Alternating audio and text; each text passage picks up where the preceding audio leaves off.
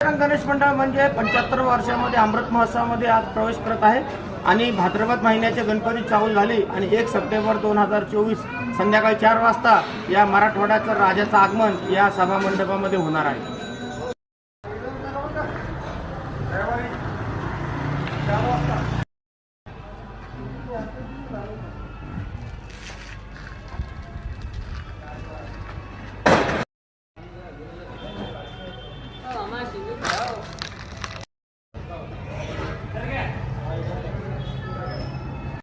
सभा मंडप आहे तिथं मराठवाड्याचा राजा बजरंग गणेश मंडळ आपल्या अमृत महोत्सवी वर्षामध्ये बसणार आहे।